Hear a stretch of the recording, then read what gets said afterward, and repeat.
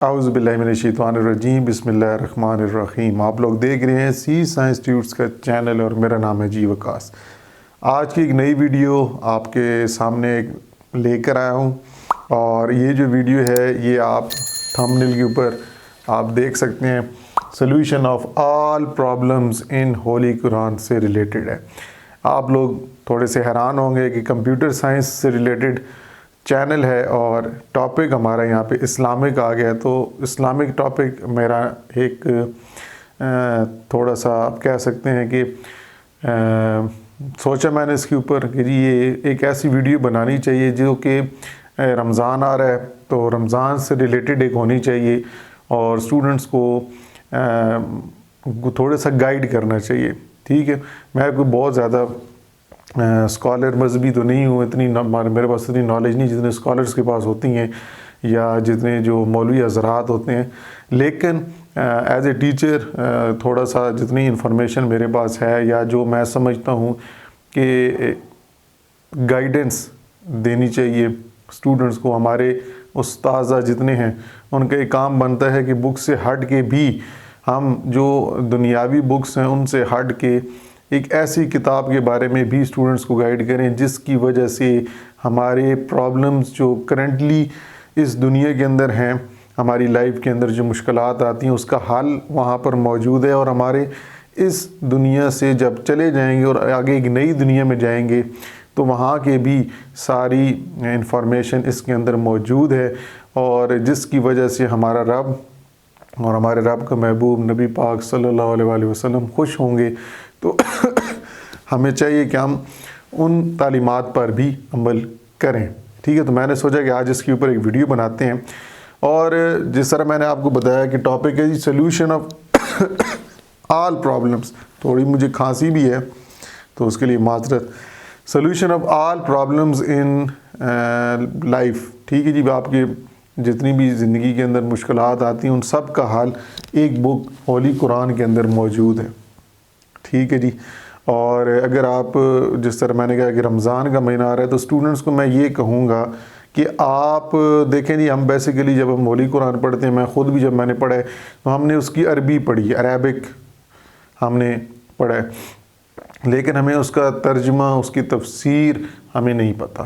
ٹھیک ہے، جو کہ ترجمہ جب تک آپ کو نہیں پتہ تو آپ عربی کا پڑھنے سے مطلب آپ کو ٹھیک ہے ثواب تو ملتا ہے، لیکن اس کا مطلب واضح نہیں ہوتا کہ کیا مطلب اس کے پیچھے تھا اور کیا ہمیں بتایا جا رہا ہے۔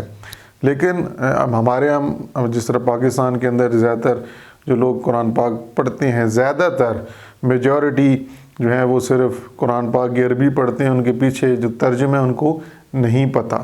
تو اسٹوڈنٹس کو میں اپنے کالج کے اندر بھی میں نے اسٹوڈنٹس کو گائیڈ کیا ہے، دیکھتے ہیں ان پہ کتنے عمل کرتے ہیں۔ عمل کریں گے تو اپنا ہی فائدہ ہوگا۔ تو ان کو میں نے کہا کہ ہر چیز کا حل آپ کو قرآن پاک کے اندر مختلف سورس کے اندر، سوراز جتنی ہیں ان کے اندر موجود ہے، اور میرے پاس ایک تھوڑا سا پیج بھی ہے۔ اس پیج کے اندر میں مختصر سا آپ کو تھوڑا سا بتا دیتا ہوں ہماری جو زندگی کے مختلف جو ٹاپکس ہیں ان کی ریلیٹڈ کہ کن کن صورت کے اندر ان کا ذکر ہے، تو ہمیں پڑھنا چاہیے۔ اسٹوڈنٹس کو چاہیے کہ رمضان کے اندر ایک روٹین بنائے کہ کم از کم ایک رکوع ترجمے کے ساتھ پڑھیں۔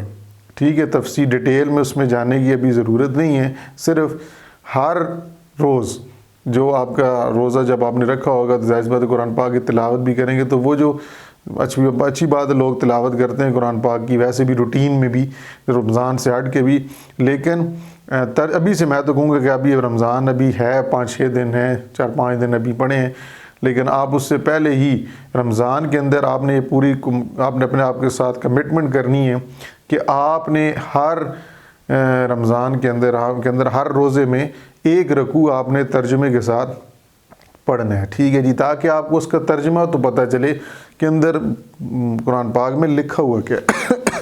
تو میرے پاس کچھ ایک پیج ہے، یہ میرے ایک دوست تھے، انہوں نے شیئر کیا تھا واٹس ایپ کے اوپر اسٹیٹس، تو یہ مجھے پسند آیا تو میں نے ان کو کہا کہ جی آپ مجھے سینڈ کر دیں، میں اس کی تصویر لے لوں گا۔ تو اس میں آپ کو جو پورے قرآن پاک کے اندر مختصر جو ترین تفسیر ہے زندگی سے ریلیٹڈ، تو میں اس کے بارے میں کچھ بتا دوں گا۔ یہ تو بہت 100 آپ کہہ سکتے ہیں سینٹینسز ہیں۔ گفتگو کے دوران بدتمیزی نہ کیا کرو. ٹھیک ہے, اب یہ ہماری پریکٹیکل لائف کے اندر یہ چیزیں ہو رہی ہیں. سورۃ بقرہ آیت نمبر 83 میں اس کا موجود ہے. ٹھیک ہے, سورۃ بقرہ کے اندر. اچھا, اس کے بعد والدین کی اجازت کے بغیر ان کے کمرے میں داخل نہ ہوا کرو.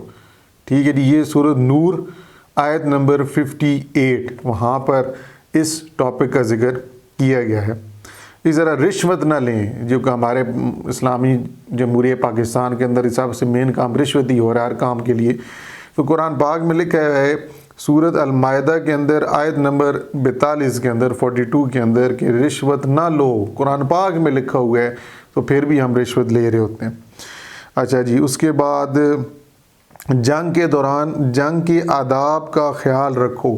سورۃ بقرہ آیت نمبر 190. اسی طرح بچوں کو 2 سال تک ماں کا دودھ پلاؤ. سورۃ بقرہ آیت نمبر 233. اب یہ عورت جتنی ہیں خواتین ہیں ان کو یہاں پہ اس سورۃ بقرہ کی آیت نمبر 233 کو اگر دیکھیں تو وہاں پہ لکھا ہے کہ 2 سال تک بچوں کو ماں کا دودھ پلانا چاہیے. ہم لوگ یہاں پہ جی دوسرے وہ ڈبے سے کیمیکلز پلا رہے ہوتے ہیں. اب قرآن پاک میں ہر چیز لکھی ہے تو اس پر عمل کرنا چاہیے. حسد نہ کریں. سورۃ النساء آیت نمبر 54. حسد جو ہم لوگ کرتے ہیں, اور یہ آپ نے اردو کے اندر بہت سی جگہ پہ پڑھا بھی ہوگا. اچھا جی, شراب اور دوسری منشیات سے پرہیز کرو. سورۃ المائدہ آیت نمبر 90. یہ جو سگریٹ لوگ حضرات پیتے ہیں, کہتے ہیں ہمیں بڑا سکون ملتا ہے, یہ ایک نشہ ہے. اور یہاں پر قرآن پاک کے اندر جو چیز لکھی ہے اس سے بڑھ کے کوئی چیز نہیں, آپ کو سکون کوئی نہیں اس طرح سکون ملتے. ٹھیک ہے جی, جو یہ کہتے ہیں ان کا ذہنی توازن بگڑا ہوا ہے, کیونکہ قرآن پاک کے اندر لکھا ہوا ہے شراب اور دوسری منشیات سے پرہیز کرو. سورۃ المائدہ آیت نمبر 90 جا کے پڑھ سکتے ہیں. اس طرح ہم دیکھیں کہیں جاتے ہیں بڑے اچھے کپڑے پہن کے جاتے ہیں جی کہ جی وہاں پہ ہمارا انٹرویو ہونا ہے تو یہاں ہماری جاب لگنی ہے, لیکن جب ہم نماز پڑھنی ہوتی تو ہم اچھے کپڑے نہیں پہنتے. تو اس کا لکھا ہوا ہے کہ نماز کے وقت اچھے کپڑے پہنو. سورۃ الاعراف آیت نمبر 31. ٹھیک ہے جی. اس کے بعد خواتین بھی وراثت میں حصہ دار ہیں. دیکھیں بہت سے پاکستان کے اندر یہ بڑے معاملات چل رہے ہیں کہ خواتین کو حصہ نہیں دیا جاتا ان کا. تو یہ سورۃ النساء آیت نمبر 7. سورۃ النساء آیت نمبر 7 کے اندر خواتین کا وراثت کا حصہ دار ہیں, ان کے بارے میں ساری چیزیں لکھی ہوئی ہیں. اس طرح مذہب میں کوئی سختی نہیں ہے. مذہب میں کوئی سختی نہیں ہے. سورۃ بقرہ آیت نمبر 256 کے اندر ہے. اچھا جی, غریب کی وکالت فریب کی غریب کہہ رہا ہوں فریبی کی وکالت نہ کرو, جو فریب دھوکہ دیتا ہے. سورۃ النساء آیت نمبر 135 کے اندر یہ لکھا ہوا ہے کہ جو فریب دیتا ہے دھوکہ دیتا ہے اس کی آپ نے وکالت نہیں کرنی. لیکن یہاں پہ جتنے دھوکے دے رہے ہیں انہی کی وکالت کی جاتی ہے. تو اس لیے تو ہم ذلیل ہو رہے ہیں اس دنیا کے اندر. جرائم کی سزا دے کر مثال قائم کرو. سورۃ المائدہ آیت نمبر 38 کہ جو جرم کرتا ہے اس کو سزا دو. یہاں پہ سزا ملتی ہی کوئی نہیں, جو جرم کرتا ہے اس کو اور ہار پہنائے جاتے ہیں. ہیرا پھیری نہ کرو. سورۃ الاحزاب آیت نمبر 70. ہیرا پھیری نہ کرو, دو بیمانی نہ کرو. ہم ہر چیز بیچنے میں, ہم نے کوئی بھی چیز کہیں بیچنی ہو, کاروبار کر رہے ہیں, وہاں پہ ہیرا پھیری ہو رہی ہوتی ہے. اور بھی بہت سی چیزیں ہیں اس کے اندر, پیج کے اندر بہت ساری لکھی ہوئی ہیں, لیکن یہ ساری ابھی میں پڑھوں تو بہت سارا وقت آپ کا اس ویڈیو میں چلنے لگ جائے. تو صرف کہنے کا مقصد یہ ہے کہ سورۃ بقرہ ہوگی, سورۃ النساء ہوگی, سورۃ مائدہ ہوگی, ٹھیک ہے, ان سورت کو آپ نے ان کے اندر ترجمہ ان کا اسٹڈی کریں. سورۃ بقرہ کے اندر تو بہت سی ایسی چیزوں کا ذکر کیا گیا جو کہ ہماری پریکٹیکل لائف کے اندر ان سب کا حل موجود ہے. ٹھیک ہے, میں نے خود ہی ایک روٹین بنائی ہے اور مجھے بڑا مزہ آتا ہے. میں بہت سی چیزیں اس میں سے سیکھ رہا ہوں اور مجھے ایک نئی چیز, مجھے اب دلی سکون مل رہا ہے کہ اب کہیں کوئی چیز بات کرنی ہو, کسی کو مشورہ دینا ہو تو میں اب ریفرنس کے ساتھ دے سکتا ہوں. پہلے تو مجھے یہ خود نہیں پتہ تھی, حقیقت میں ریالٹی میں مجھے یہ چیزیں نہیں پتہ تھیں. تو یہ چیز آپ بھی امپلیمنٹ کریں اپنے رمضان کے اندر, یہ روٹین ایک بنائیں. اور سورۃ مائدہ, سورۃ نساء, اسی طرح سورۃ بقرہ, ٹھیک ہے، سورہ آل عمران، یہ ساری سورت جو ہیں جو فیمس سورت ہیں ان کا ترجمہ پڑھیں. ان کا ترجمہ پڑھنے سے آپ کو بہت سارے مسائل کا حل مل جائے گا. تو آج کی ویڈیو کے اندر یہ چھوٹا سا پیغام میں تمام اسٹوڈنٹس، تمام فالورز کو دینے جا رہا ہوں کہ آپ نے بھی اپنی پریکٹیکل لائف کے اندر رمضان کے علاوہ بھی اگر ہو سکے، ہونا چاہیے میرے خیال میں، آپ اپنی روٹین بنائیں گے. جب یہ 30 دن آپ روٹین بنائیں گے تو آپ کا آگے بھی روٹین بن جائے گی. تو یہ آپ لوگ اس سے بہت کچھ سیکھیں گے اور آپ کی زندگی میں بہت زیادہ تبدیلی آنے کے چانسز ہیں. ٹھیک ہے، اللہ تعالیٰ آپ کے لیے آسانیاں پیدا کرے اور عمل کرنے کی توفیق عطا فرمائے. انشاءاللہ نیکسٹ ویڈیو میں آپ سے ملاقات ہوتی ہے. تب تک کے لیے اللہ حافظ.